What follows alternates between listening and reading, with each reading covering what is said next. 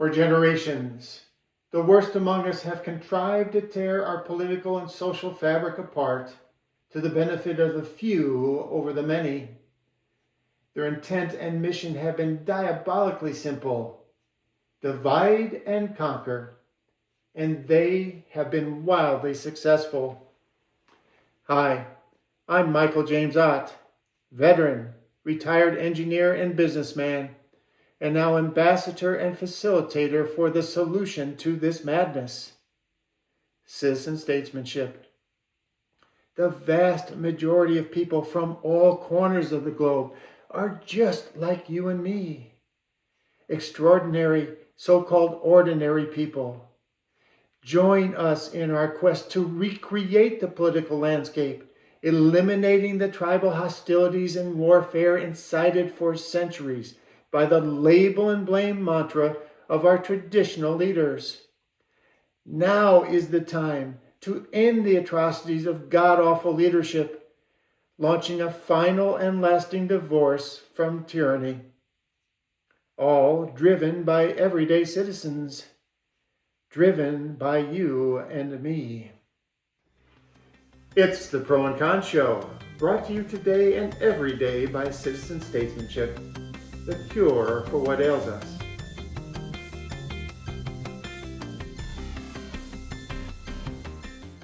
Welcome to the Pro and Con Show. I'm Michael James Ott. And I'm Benjamin McLaughlin, and we are the co-hosts for today's show. Indeed we are. Indeed we are. And it's important to say this show is for everyone in every corner of the globe. Mm-hmm. All 8 billion of us. And we have a monster show for you today. We're going to have a monster show today. Today's topic: left versus right versus center. So let's get into it. That's a good topic. So Ben, not to put you on the spot or anything, but the show is obviously about trying to fix what's happening, with our governance and politics and stuff like that.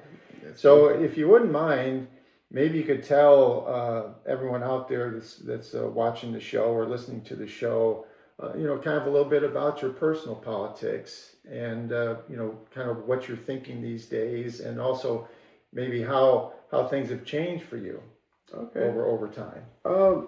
Actually, so for me personally, my first voting experience was voting for Obama's second term. Okay. That was the first time I ever voted. And was that the first time you were old enough to vote? Yes, the first time I was old enough to vote. I was actually still in high school. I just turned 18. Okay. And it was my senior year. And I can remember the sense of pride that I felt, of voting and the whole process. It was a really nice experience, going to the polls, casting my ballot and everything. Awesome. And, just from there, I just really understood that politics mattered. And it made me feel seen. It made this whole illusion of, when you're young, people are always saying, oh, you could be president one day. I finally felt that it was real. So that was when I kind of turned my ear and tuned into politics. And, I graduated. I'd say I was going through a rebellious time, so to speak, kind of. I was kind of exploring and finding my own way. My parents always told me, Democrat all the way. Vote straight Democrat, vote straight Democrat. Democrats are for black people is what I heard. So I actually believed that. And, when I was going through and then I started looking into things for myself, and I'm like, wait a minute, black people weren't always favoring Democrats. I was like, there was a switch that happened. So then I started questioning things and looking at more politics, and I actually flipped in college, but I was around more Republicans, and I started agreeing with Republicans. And that's just not to interrupt you, but I guess I have to interrupt you. That is part of our politics. Is a lot of it is just where you happen to be and the people that you are around. Exactly. Because you're kind of in this social fabric, and it can have influence on you. But anyway, go ahead.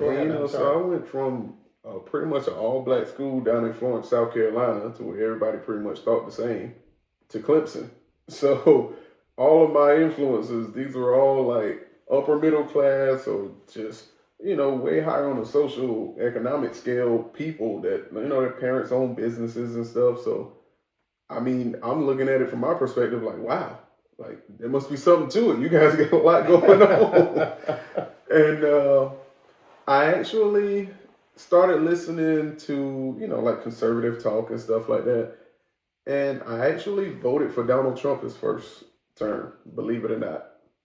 Wow. And I bought into it. But it is what and folks out there, whether you're watching or listening to this, mm-hmm. It is what it is. Yeah. I mean, we have, and the whole point about all of these podcasts and the citizen statesmanship movement mm-hmm. is that we've done what we've done, mm-hmm. but we now recognize that there's a better way forward. Exactly, and that's the thing. Even though I voted for him, I was not a Trumper. I was never a Trumper.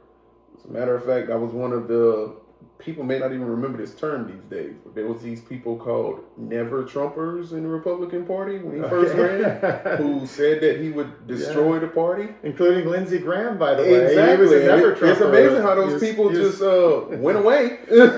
They're NARSOLES. They didn't go anywhere. They just the Homer Simpson meme when he backs into the bushes and comes back out with his shirt on. Yes.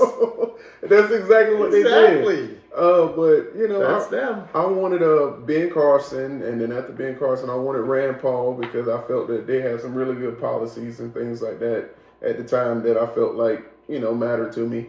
And I voted for Trump. At the end of it, just voted for him over Hillary. I just liked him over Hillary for whatever reason. Yeah. And also I got romanticized. America loves a good story, a good underdog story. Wow, you got a guy who's never been in politics and he's going to be the president. Yeah, but he's a billionaire. Exactly. It's completely ignored that part. It's like an underdog, maybe. It's like you get qualified experience. Not saying, just saying, limited underdog. Yeah, but I was young. I romanticized it, and when he got to be president, I looked around, and I grew up Florence, South Carolina. Low country. Back in the day, Confederate flags everywhere. Then they kind of died out. Then I saw a similar scene with these Trump flags. It reminded me of the days when they used to have actual Sons of Confederate rallies. Oh, yeah. And they would deck out trucks and literally just go parading through town, revving their engines, doing burnouts and stuff. Like, it was a thing. And I started to see a similar thing, and then I started to pay attention, and it was like, wow, like I'm really seeing a resurgence of sorts here, of a certain manner of thinking. Yeah. And that thinking didn't include me in a positive light, or people like me in a positive light. Yeah. And then I got away from political alliances because I started to see that each side really thinks that my way is the only way. And my thoughts was, well, if that's the case, we wouldn't have another political party. We need checks and balances for a reason. You have to keep each other in check. But also, this side can't always be right. That side can't always be wrong. Or vice versa. Exactly. And I also started to notice, since when did liberal immediately mean that you're a Democrat and conservative immediately mean that you're a Republican? They're two different things, right?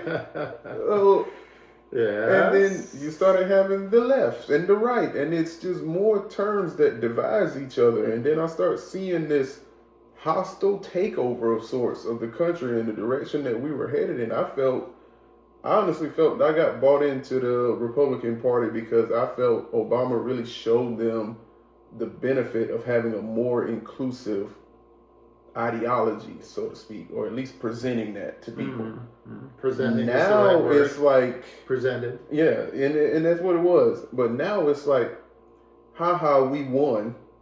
Now let's make sure that you can never win again. And that's scary.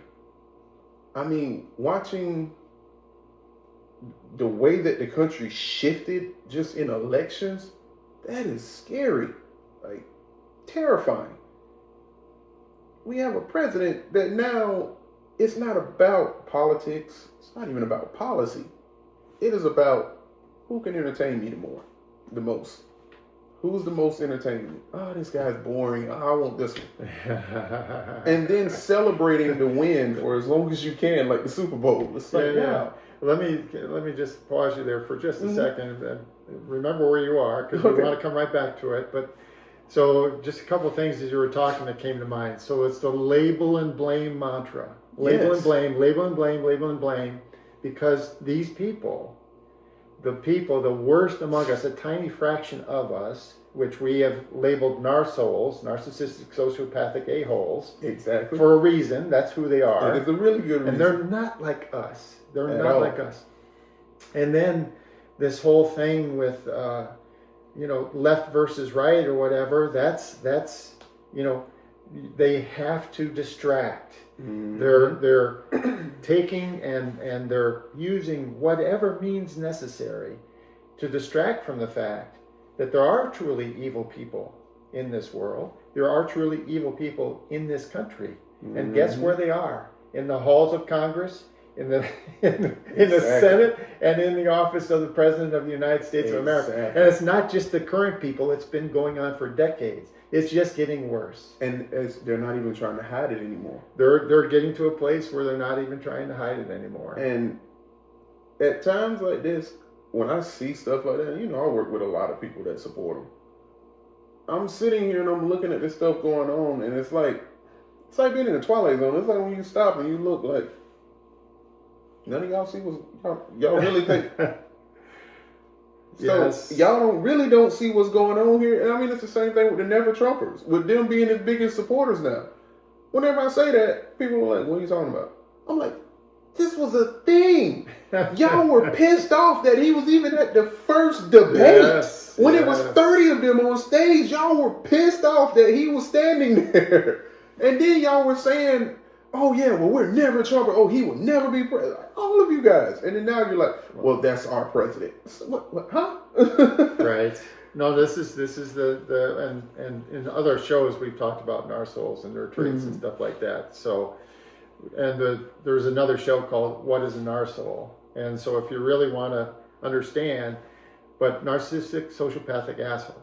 I'm sorry. Oh, no, I meant to say a-hole. We intend this to be a family show. Oh, okay. But so a-hole. But anyway, so go back and watch What is a NARSOLE, because it's important that you understand that our current leaders and the leaders that we've had for decades actually are NARSOLES. It's just that it's getting worse and worse because the gauntlet that it takes to achieve those offices has gotten worse and worse and worse. Exactly. And they're perfectly happy with that, by the way, because the NARSOLES, and you want to know why the Never Trumpers went away?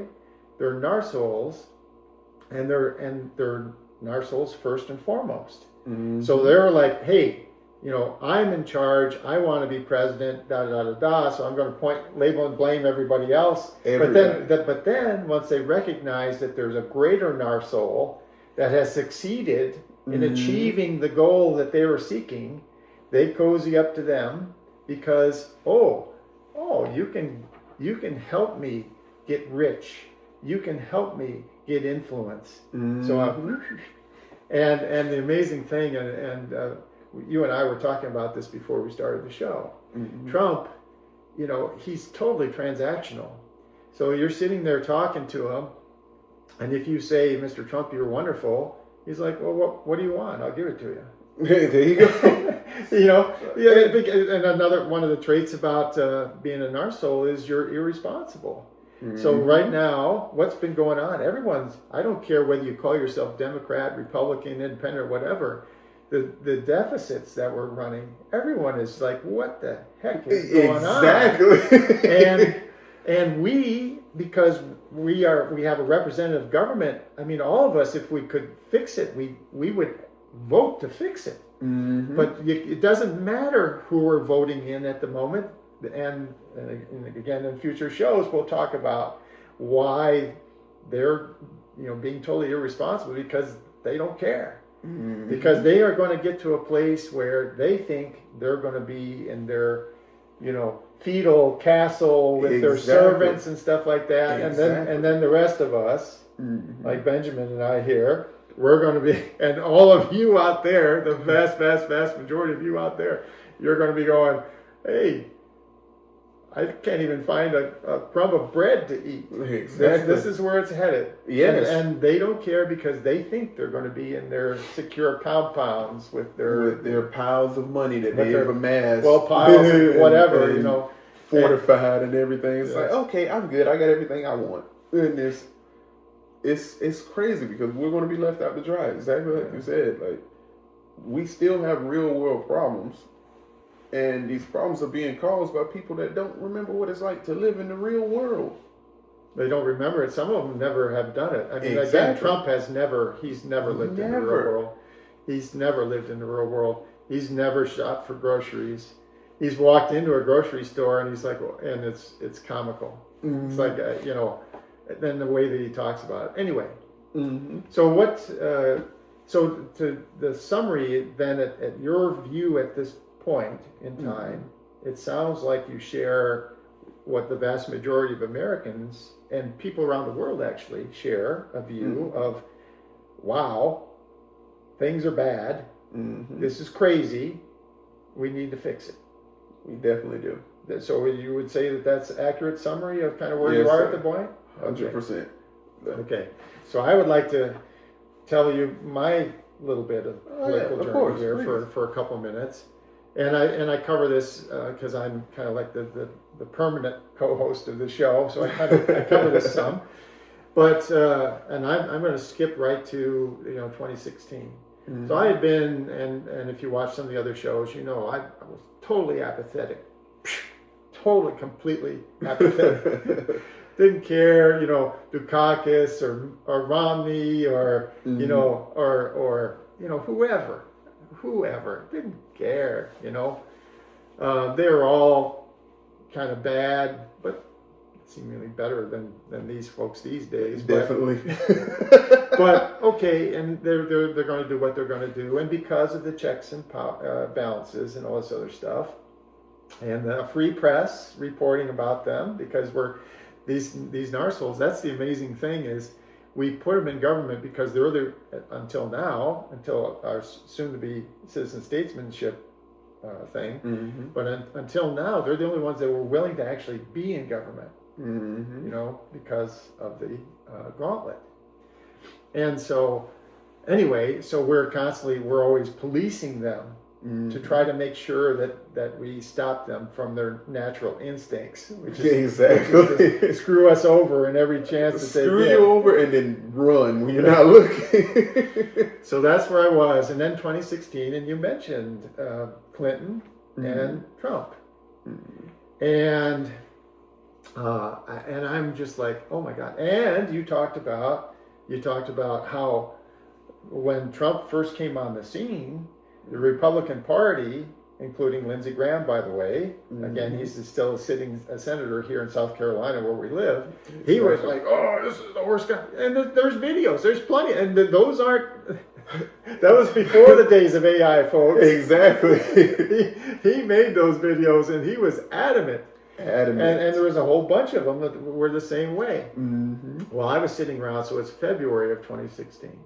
So the election comes in November, so it's several months in advance. Mm-hmm. And we're sitting there, there's a group of us at work, and we had lunch today, together. And it's not always all of us, but we generally, we met and had, whatever, lunch. Mm-hmm. And so we talked about everything, as people do. Well, that day, whatever day that was in February, we started talking about Donald Trump. Okay. And people were talking about, oh my, and they literally, it's like some of them holding their heads in their hands. And it's like, oh, what a clown, all the same sort of things that some of the Republicans were saying, and the sort of the Democrats were saying it back then. And everyone's talking like this, and I said, well, he's going to be your next president. And the tables like paused, and then they burst out laughing, and they're making fun of me. What kind of idiot are you? You know, that you would believe this thing. And I would say, well, and again, if you watch the show, I'm an engineer, right? And engineers, we don't care about the time, this point in time, we care about the trend. Because a specific point in time, okay, that's a tiny bit of information, but the trend, that's where are we headed? where are we headed? And the trend was clear. He had done dozens, hundreds of things that would have gotten, you know, a Michael Dukakis or a Ronald Reagan or a George Bush or whatever. They would have been annihilated, out of there. Okay. And so, and back then, again, just to refresh the memories of folks, everyone was like, just like you said, wow, you know, this is our choice. Yeah. This is our choice. And you talked about you voted for Trump back in 2016, and you were, you know, churning over this Trump versus Clinton kind of thing back in 2016, and you ultimately went and voted for Trump. I did. And you were not alone. And I was sitting there going, you know, and everyone, and there was literally never another time where it was more true. People say, picking between two evils. Yeah. Right?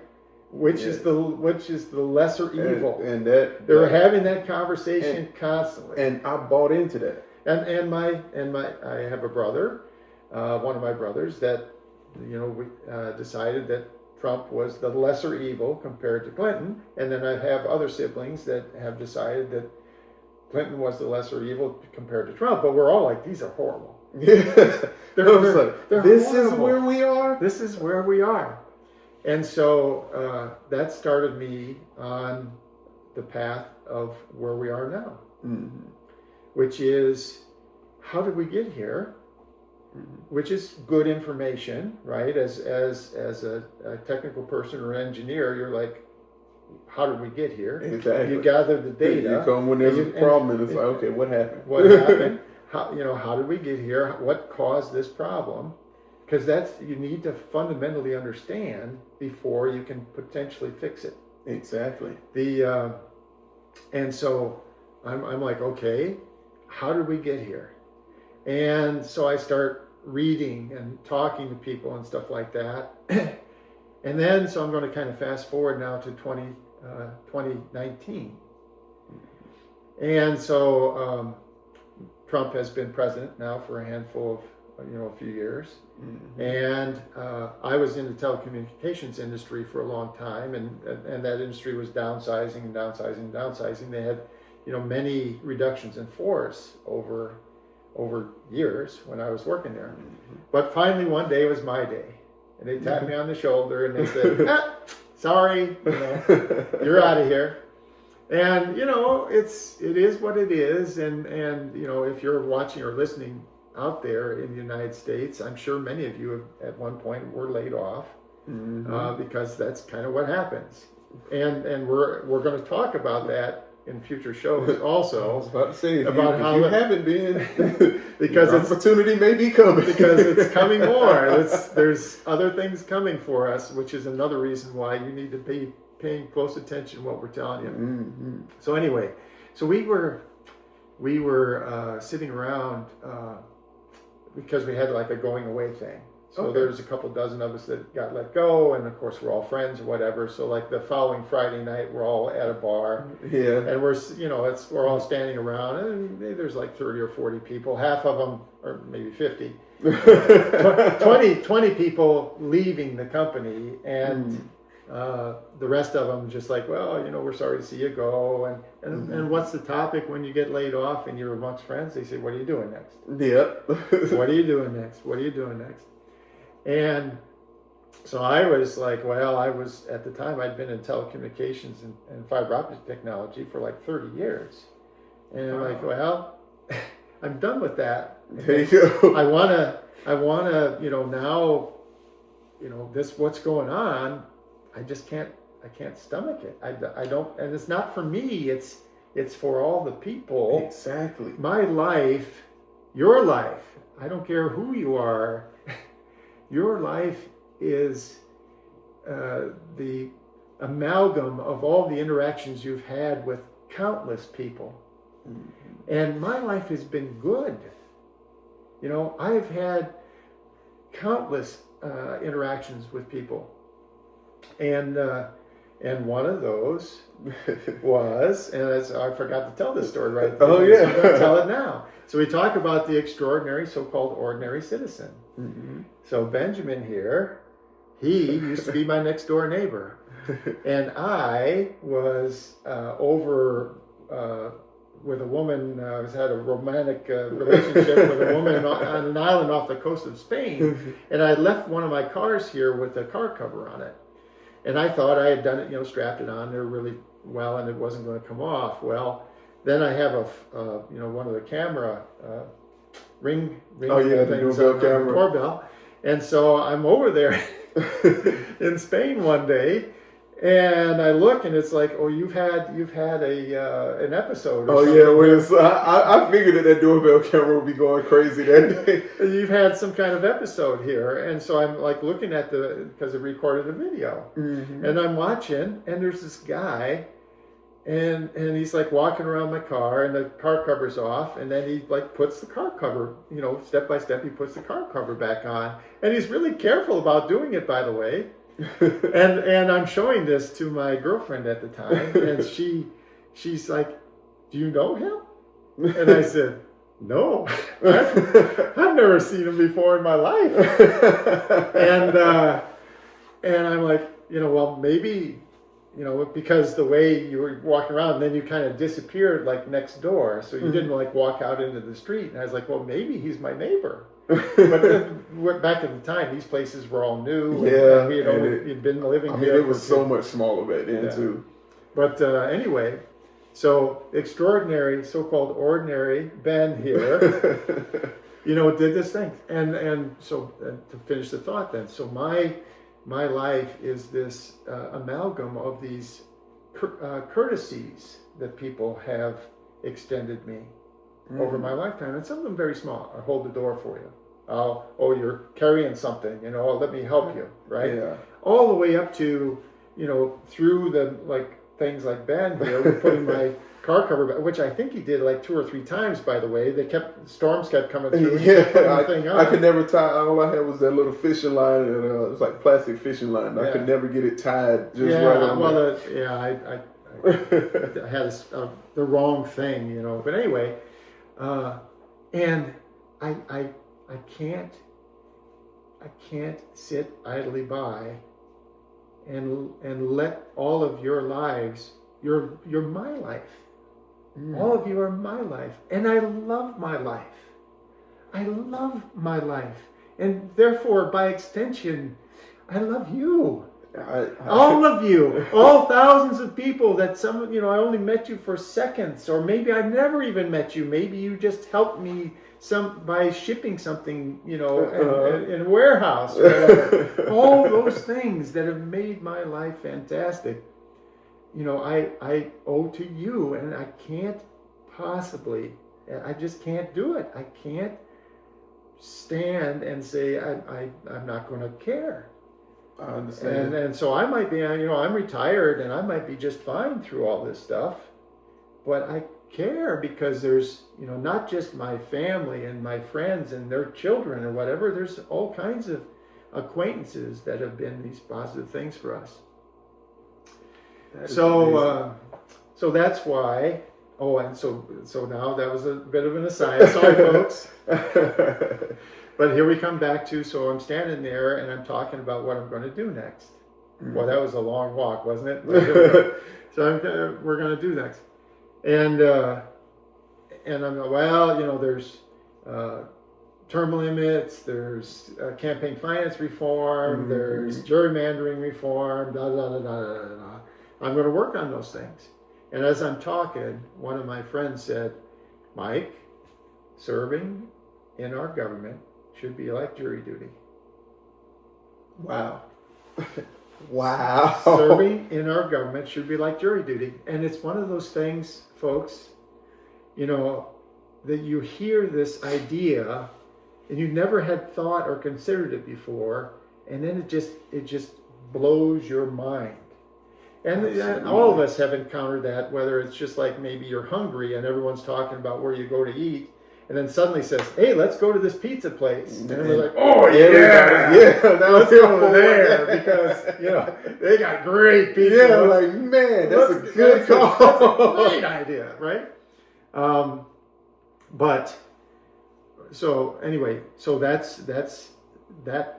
got us on this path of citizen statesmanship. And step by step, and again, we're going to talk about this stuff, but how we got here, why we're susceptible to the stories that they use. They use the label and blame, and we are susceptible to that. Yes. And it's like ingrained in us, and we'll talk about that in other shows.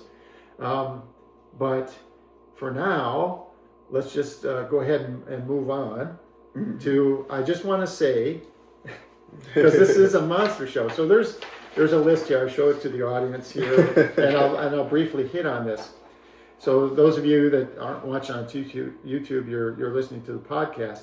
There's a bunch of traits that supposedly people on the left have. Mm-hmm. There's a bunch of traits that people supposedly on the right have. Exactly. And then there's traits that supposedly centrists have. Mm-hmm. And I'm not going to read through the whole list here, but the left traits, are things like social equality and promotion of fairness and worker rights, and right traits supposedly include like unfettered capitalism and lower taxes and smaller government. Mm-hmm. And the center traits are things like pragmatism and compromise and moderation, right? Mm-hmm.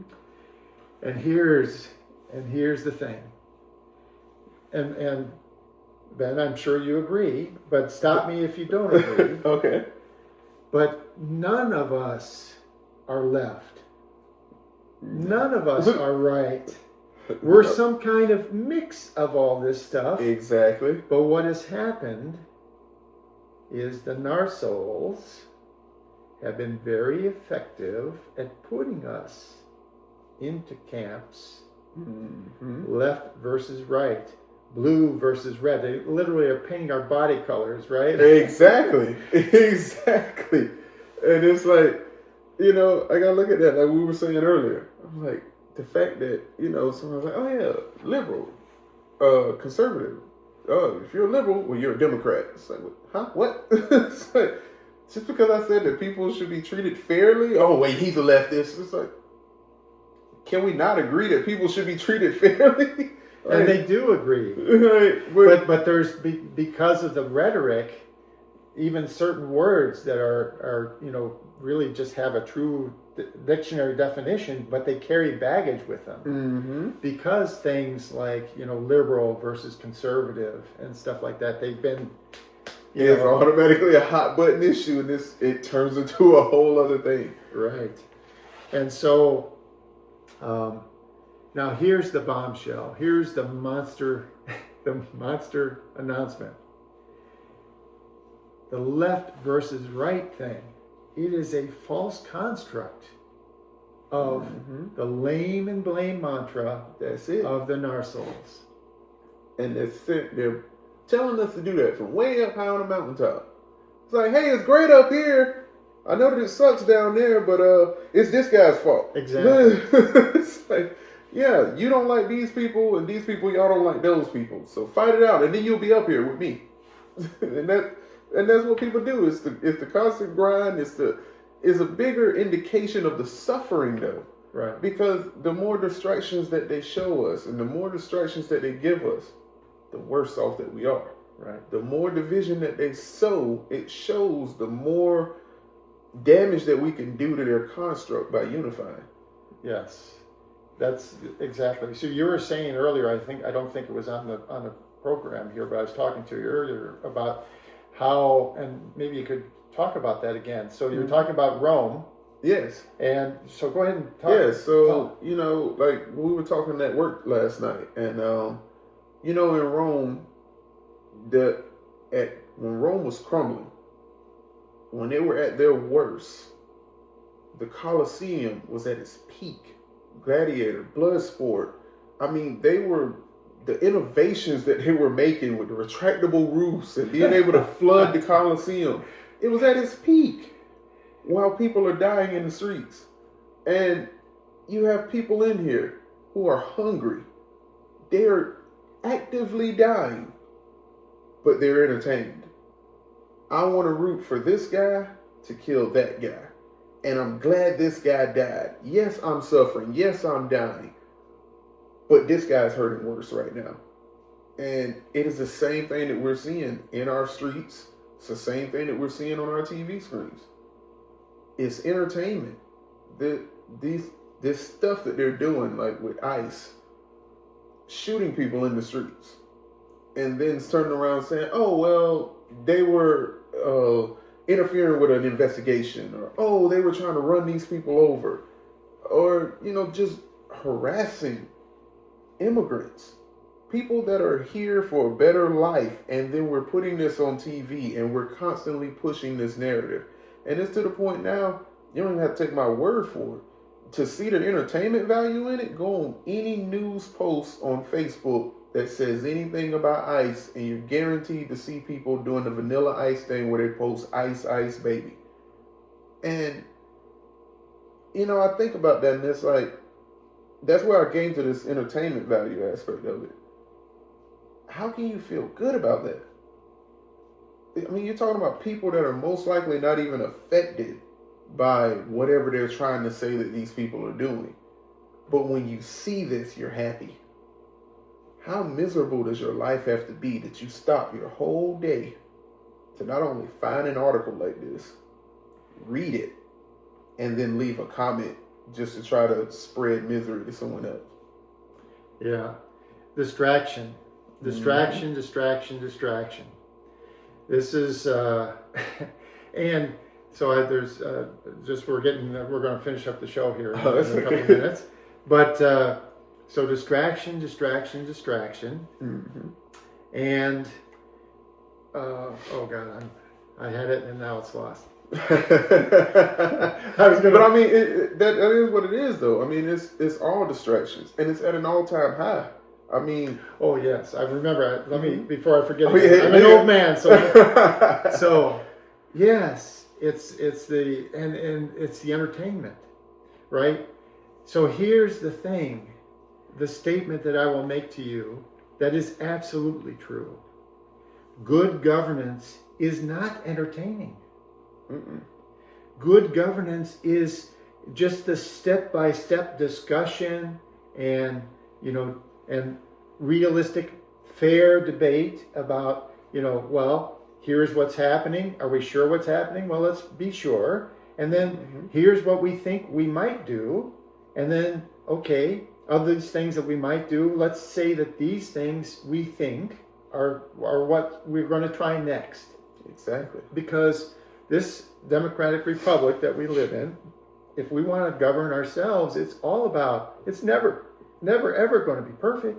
Never. But we can aspire to make it better.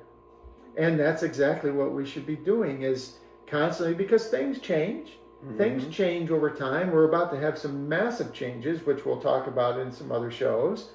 But things change over time. And so people who are actually governing themselves would sit down, just like if you were in a family and something happens and you have to move and all this other stuff. Well, you sit down and you talk about how we're gonna, but chase each other around with butcher knives and or say, you know what? I don't like what Mom said.